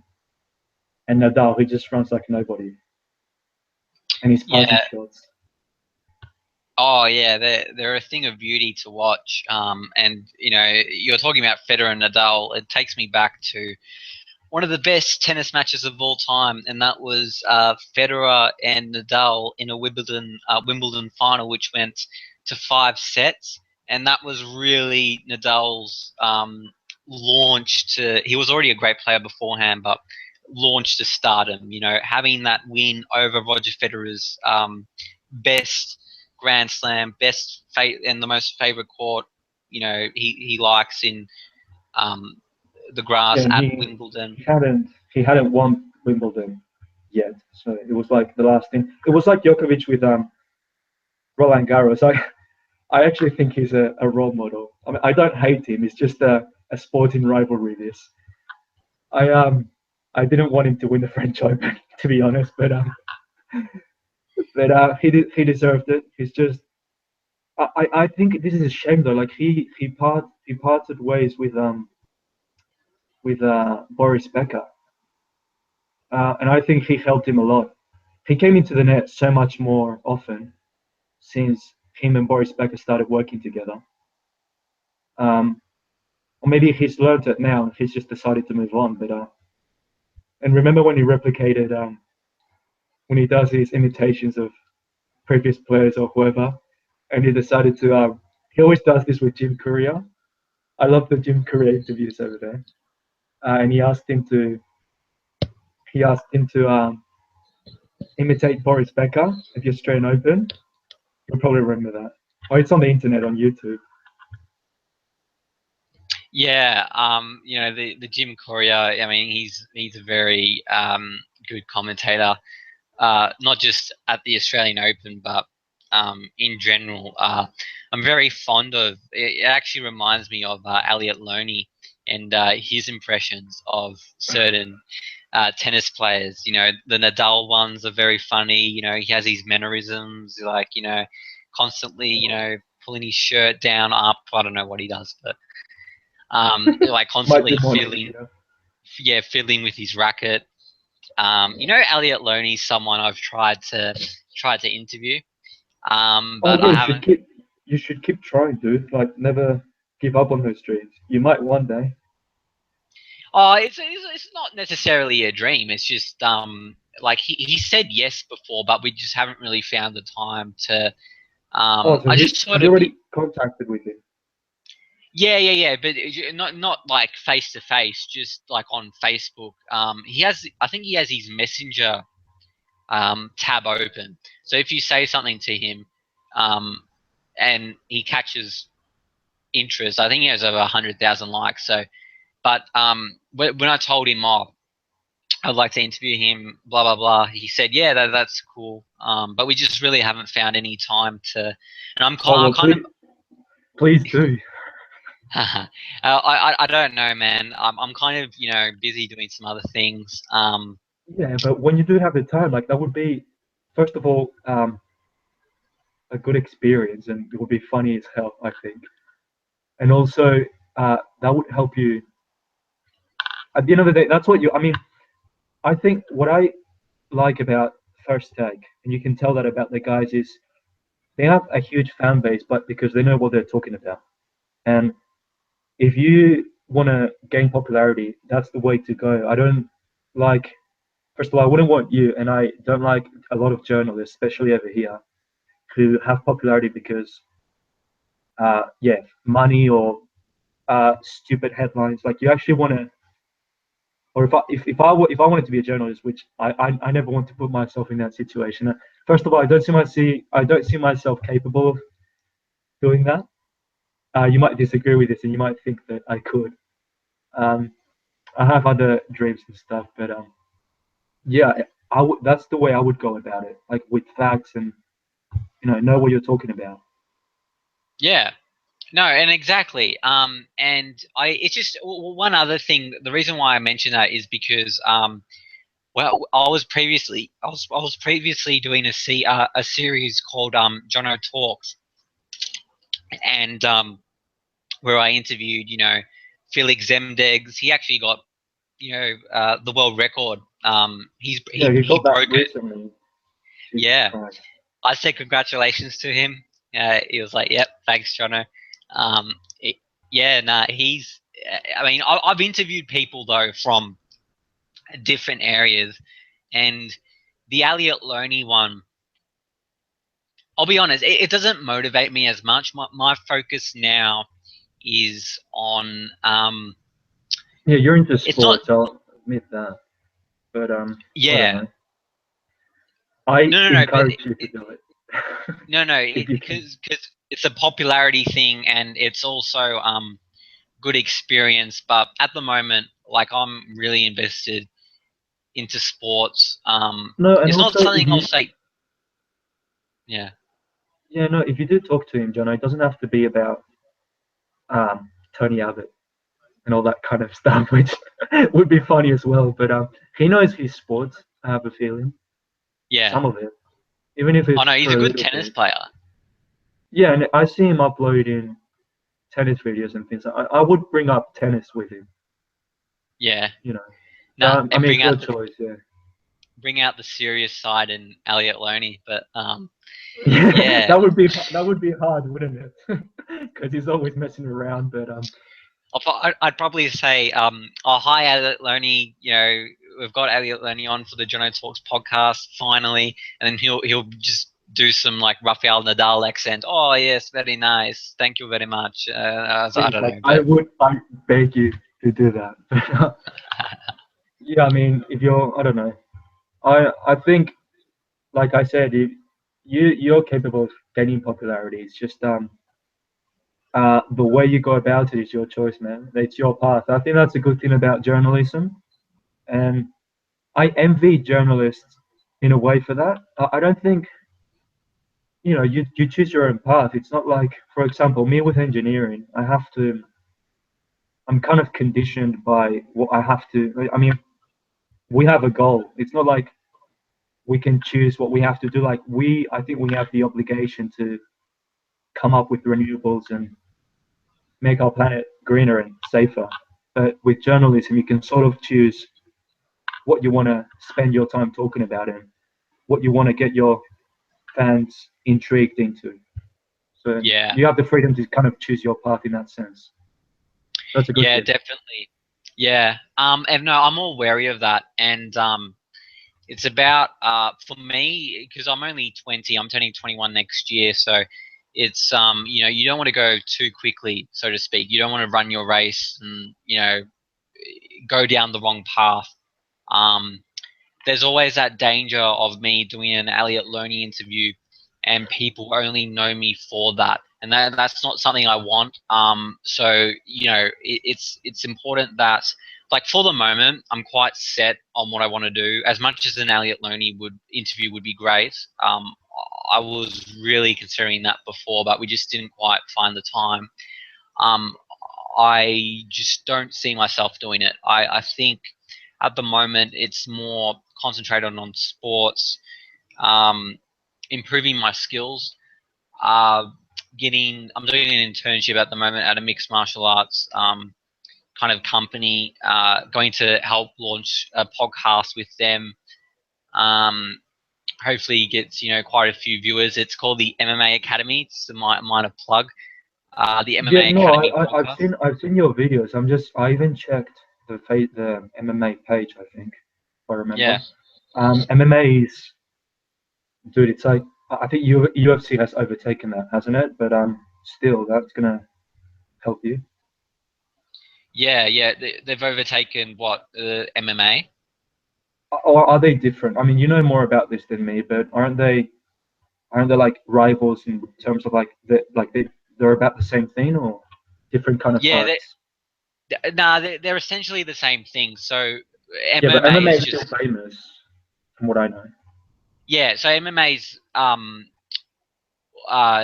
acronym for mixed martial arts, and the Ultimate Fighting Championship is the elite organization which holds mixed martial arts events. And there's many other promotions like UFC, but they're just not on that scale. So, for instance, as I was learning about through my internship in Australia, we have a local tournament called the Hex Fight Series, and the Hex Fight Series. I mean, I that was something I didn't really know about. I just kind of just followed the UFC.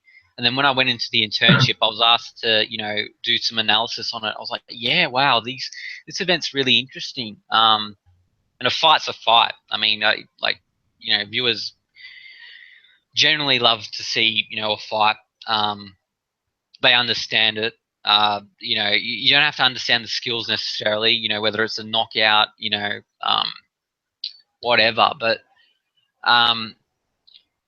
MMA is just the sport. The UFC is a product. So the UFC is the organization which is the top. And if you have something like a Hex Fight series, um, it's on a lesser scale, it's on a local scale, but they give pathways to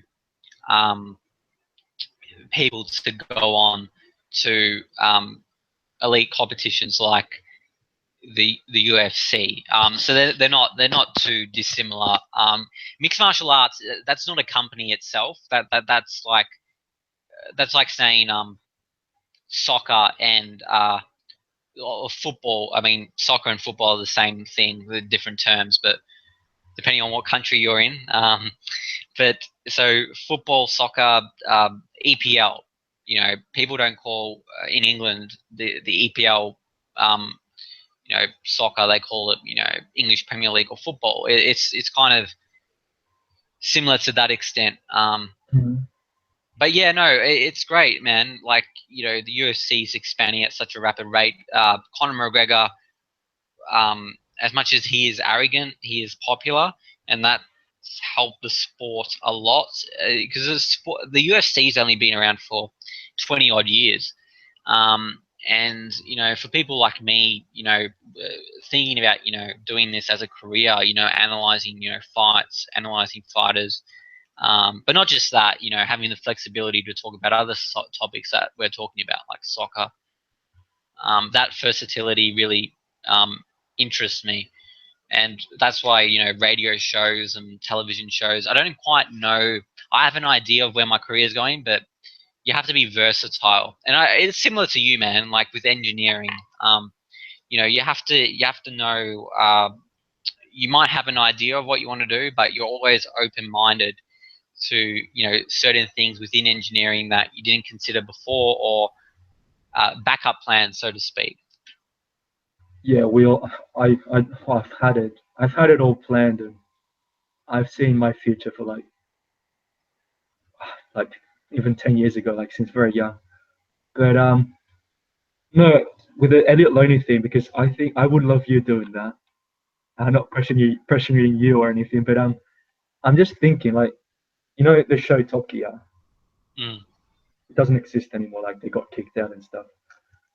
You could do something similar, like they did on their shows. Like they brought celebrities, but made them talk about what you're into and like what you want. So they make them talk about their cars and all things related to that. You could do that with him, but yeah, Yeah, it will come. It will come. You just need to obviously um, improve. And that MMA thing, I'll try and follow it more because I mean, you say it's local, but you're doing it in Melbourne, mate. Like, it's not.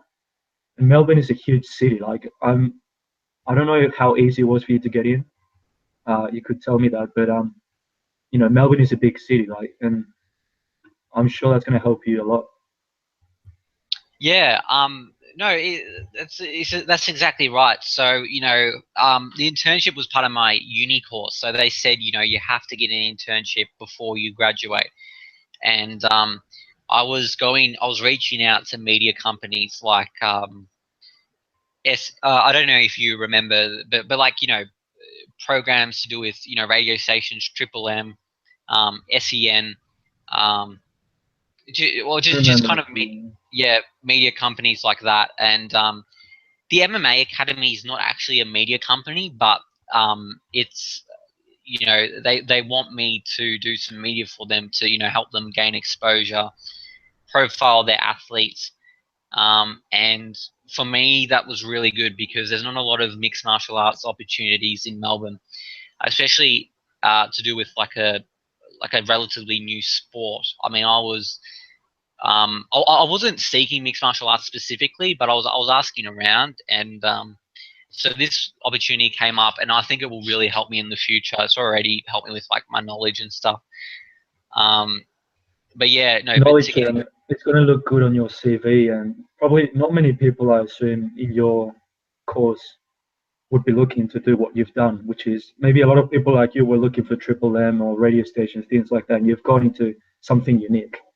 I'm actually not surprised. I don't know if you're uh, getting paid or anything. Like I didn't get paid for my job in August. I know it's got nothing to do, but those jobs are kind of good because you're doing what you're supposed to be doing, which is media and stuff, but you're also learning about something that you're really into at the same time. yeah, rather than going to a media company and pushing buttons and not being like on air.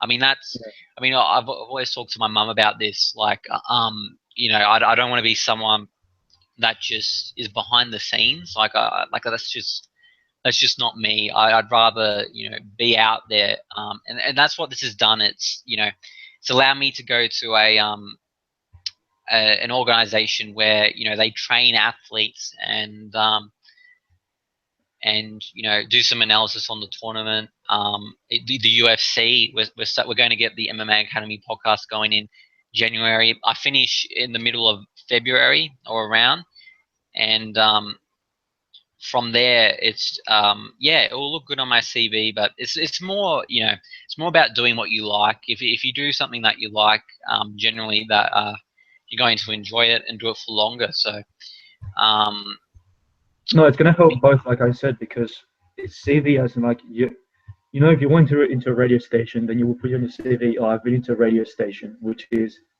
um, I mean, I mean, you're more into it. Maybe you would like it, but maybe it's a bit too repetitive. But with this, you're doing what you're supposed to be doing and extra. So it's going to look even, and you love it. So good things. Yeah, hopefully I'll be following it when you launch it, of course. You always have one viewer or listener ready. So thanks for this. and no, like I'm learning about it, and yeah, first take. I mean, they upload videos almost every day, and you can always learn from them. I watch them myself, and they're great role models to have. So Yeah. I mean, I always look at it a little bit differently. I always have that outsider look. Not no, not that that's the wrong term to use, but like just like a normal spectator watching the show. And I also have that mindset of what can I glean from these presenters in Max Kellerman, Stephen A. Smith. Um, a lot of people didn't like Skip Bayless, but I can see why. He was quite controversial, but one thing you have to respect about Skip Bayless is that generally he spoke his mind. Like he had no filter. He generally said what he thought was the right thing to say. one thing I find about first take is um, I, I'm not sure how many people think this, but like sometimes they don't agree on purpose so that they have something to debate about. But from the way I see them discussing their arguments and bringing them up, I don't think it's planned at all. They share naturally their views, and uh, yeah, I think Max it's kind of looks more professional, but I liked Skip too. Actually, how amazing would it be to have all three of them, to be honest, and not Yeah, just head to head? But anyway, I think you have them to learn a lot from. So yeah, make the most of it. yeah. And it's all just about mindsets and just learning as much as you can. Not saying no to the Elliot Loney interview. It just depends if that opportunity is there. I'm not at the moment. My focus is more on skills as opposed to popularity. Um, Popularity, I think, you Will know, come. yeah, and you No, can't concentrate. Yeah, it's so easy to gain popularity in this day and age. Anyway, you need one stupidity or one amazing thing, and you've already become famous. So uh, yeah, I just think you know more than me and how to organize everything and stuff. I just think it would like the Top Gear thing. In fact, that would help you as well too. Like just watch videos of related with sporting interviews with celebrities, and that would help you as well because Yeah, you adapt it to like your the things you want to talk about, but you're bringing someone famous that brings fans with them and stuff. But yeah, I mean, I'll be following whatever you do, and I'm sure you'll nail it, whatever you do. So, but thanks, yeah, I'm Lewis. excited. I'm excited for you, man. That's good. Thanks, man. I appreciate that. But no, and you also have to be, as much as I'm saying these things, you have to be real with yourself as well. And opportunities are sometimes hard to come by. Not just in like, we'll stop talking about myself, but with someone like you in engineering, you take what opportunities come really. Um, and because I think you've planned to be something to do with airplanes, right? Oh, I've planned a lot of things, but I mean, it's been hard since I moved back here. I'm not going to deny that, but it's not going to stop me from doing what I want to do because I can't see myself doing anything else really. I mean, you're getting me into journalism. I'm not going to lie, a bit, and into MMA and all that kind of stuff. But I think engineering and renewables has always been what fascinates me. Yeah. Um, so yeah, I've been following a lot. In fact, well, this finished about a few months ago. This plane flew around the world with solar panels. Mm. Um, so that was pretty incredible. And with one pilot, obviously they weren't carrying passengers. You need more energy to do that. But that's futuristic. And now they're going to do the same, dude, but not in the atmosphere, in the stratosphere. So like just on the limits of the planet, even higher. Um, and I'm not sure if they're going to stop by in any city or they're just going to fly around the world without stopping. It's very ambitious, but yeah, it's really fascinating. Um, Yeah. I mean, I'll see where I end up. I'm enjoying what I'm doing for now. Um, and yeah, I mean, backup plan. I mean, I think engineering. When you tell someone you want to do engineering, they say, "Oh, well, if you fail at that, then what?"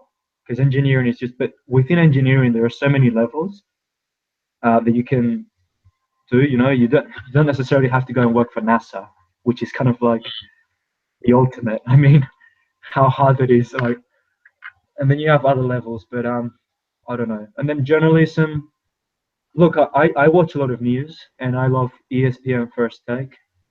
Um, I don't see myself as capable as you, but yeah, why not a backup plan? Who knows? But Yeah. we have to go for our dreams first, and don't give up on them. And yeah, if you don't give up, then you'll probably get it. Otherwise, you always have a backup plan. But I think when you love something so much, and because I saw you as a journalist for so long, I was like, this guy is gonna go for it, and I saw that for like a long time, dude. With Matt, for example, maybe if he watches this, and he'll find out we're talking about it. But I don't know. Like I put him as an example, but a lot of people they're not so convinced, and I understand that because there are so many things to choose from. But you and me, for example, we've known for a long time, and when you know something for a long time, you have to go for it. Yeah. Yeah. To be honest with you, Lewis, I've never quite known what I wanted to do until last year really. But I'll put into perspective. Like I've always been interested in media, like, and that was stemming back from high school. But I never knew that I definitely wanted to be involved in the media scene. I never until recently. I didn't see. Well, I didn't know how um, confident you were, but I just saw it within you, and I don't know. You finally went for it. I couldn't see you doing anything else, but we'll see where all these takes you. I'm going to be following that MMA thing, and so you're starting in January. So it's going to be like a similar to Jono Talks. You're saying, like, what are you going to be doing there? Oh, it's going to be some just podcasts on UFC and mixed martial arts. So So I think the pay. you're gonna bring more athletes that I've seen in videos. I think so. Yeah. So that's the plan. It's just about whether that can be executed is another thing. I've been in talks with Mark Hunt. Do you know Mark Hunt? Probably not. But Uh, if you Google him, he actually versed Brock Lesnar in the UFC, and I could potentially interview him in the first podcast. So um, like yeah, that's a I'd rather wait. possibility. Yeah, I'd rather wait till you actually execute it, and then I'll just find out everything. But I could look him up, and yeah, if you get that for your first one, I mean, well, what a start. So Yeah, yeah, I we'll mean, see. just on that point, Brock Lesnar was found to have he's suspended from the UFC.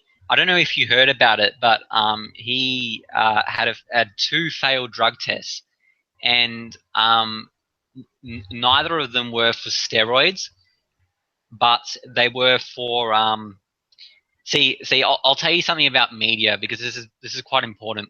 Um, you don't if you don't know the information, you have to be careful because there's lots of how do I say you can get in trouble like for not saying the right things. So I'm Well, not I'm not going to go outright here, but depends where I, you are though. Like in Spain, you wouldn't get in trouble for that. yeah, no, but we're talking about someone taking um Legal action or whatever. Yeah.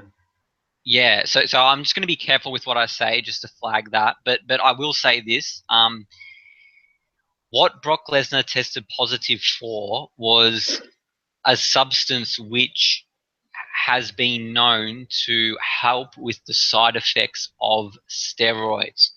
So I've done some. So with steroids, one of the things is that you can get a how do I say estrogen. Estrogen is more common in females as it is in men. Testosterone is generally the most common one for men, but if you take steroids, generally your estrogen goes up, and that's a side effect of a steroid. And so what you want to do is you want to prevent that, and you take something like Brock Lesnar is doing. Not saying that Brock Lesnar took steroids, but that's what the substance has been known to do.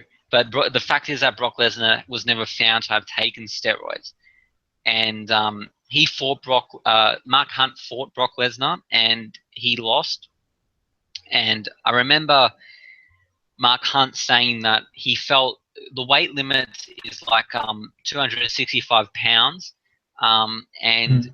Mark Hunt said he felt like 500 kilos. There's no way he was 265 pounds.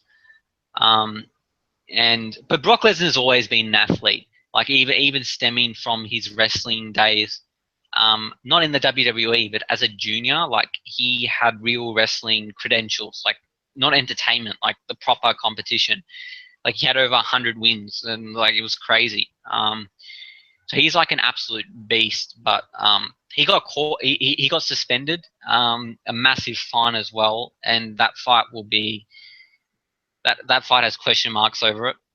Um, and that's the kind of stuff I'd be willing to talk to Mark if I do have the chance to interview him. It's not certain. I've talked to his manager that I'm interested in talking to him, and he said, yeah, we might be able to pull it off. So um, just fingers crossed on that. But you know, that's just kind of stuff I'd be asking him. I mean, what does he think about all of this? That Brock is suspended. It's pretty easy to know what he thinks. I mean, he's very angry. And did you have you been following that the Brock Lesnar failed drug test? Uh, I I did find out he was gonna. He got into UFC again. That was a while ago, I think. Not sure about the drug thing. Um, but yeah, this Max guy, I mean, he would help you gain popularity. I mean, by the looks of it. So, I mean, yeah, I'll try and read about the story because to try and follow the interview a bit more if you pull it off. But no, I haven't. I'll try and read it. As you know, I'm a bit, you know, short of time at the moment. But once I have more, I'll try and read stories and stuff to be more informed. But yeah, hopefully you can pull this off. Yeah, we'll see. It just all depends on if he's available. And if I can, if I can get an interview with him, I'll make the most of it. But if not, I'll still get some good experience anyway. No, yeah, and by the looks of it, you're gonna get heaps of opportunities, man. Because uh, I mean, to get one so early, this big, because this would be a big one from my point of view, and I don't know too much about the topic, but I mean, you're talking about Brock Lesnar, like the guy who was going to fight Brock Yeah, Lesnar here. And Brock Lesnar is quite a popular guy. yeah. So that's that would be something like a personal gain for me. But we were talking about before that, I have to be careful with, money, and, that's why I'm very careful with, doing what I like. But no, I'm up for the Mark Hunt interview if it's possible. Yeah, well, fingers crossed. Yeah, man. So we're pretty much covered. We've actually gone over then our scheduled time for today because I was like, Always happens. yeah, because I was like to Lewis, okay, we'll go for about 30 minutes because it's about 10:10 in Australia. Do you know what the time is now? It's 12:16 a.m. So but it's always a pleasure talking to you. Um, No, and I always keep track of your time down under. It's like 10 hours now. It's crazy. yeah, I mean it does go by. That was a really interesting discussion. So thanks for doing this, Lewis, and Yeah, and good luck. won't be the last one, I can assure you. And when are you going to start that MMA podcast? Like early January? Yeah, that's the plan. So not that long to go then. Nah, so I've got the first podcast plan set out. That it's discussing some UFC fights. Uh, some mixed martial arts. The fighters, potentially Mark Hunt. That's yeah. That all like I'm willing to do it. It just all depends on him and his manager, like whether they can facilitate that. But I have no problems going in and Well, interviewing him. yeah. Well, I'll be obviously it might be hard for me to follow it live because of the time zone, but yeah, if you upload a podcast or whatever, I'm keen to listen to it. Like anyone else might that's interested in UFC and all this would. So yeah, looking forward to that. Yeah, and hopefully it's something where I can have viewers that that are not just into mixed martial arts, but that have like a little bit of interest. Doesn't have to be a lot. And so I also need to modify how I talk about things, how I present myself to speak to an audience that's not fully across mixed martial arts because it's a relatively new sport. So I'm wary of that. But we'll leave it there because my brother's probably saying, "Oh, you said 10:50, 10 whatever," but He's grown up a lot, I he's assume. in year 8 next year. Jeez, Um, yeah. So what a time man. goes by. Yeah, I remember the days when we were still at DLA. Yeah, that was Yeah, good. well, gee, Banny's going to bring me quite a few memories now. I've seen from the 28th till the 28th or 29th till the 30th. I'm going to Barcelona. I've never been, so I didn't manage to try and convince him to come over to Madrid. I think because his parents organised most of it. But yeah, I've no problem going up there. I'm going with a few friends as well, so should be good. Yeah, And yeah, it'll bring me more memories. I can assure you that. yeah, absolutely.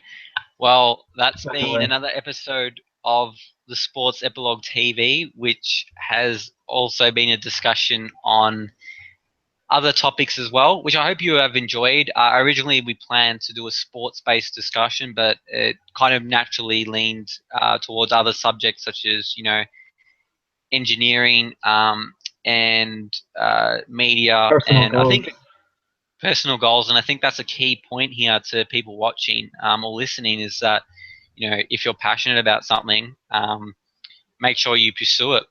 That's really the key here. So Absolutely. yeah. So thanks, Lewis, and we'll see you Till next next time. time. See Bye. ya.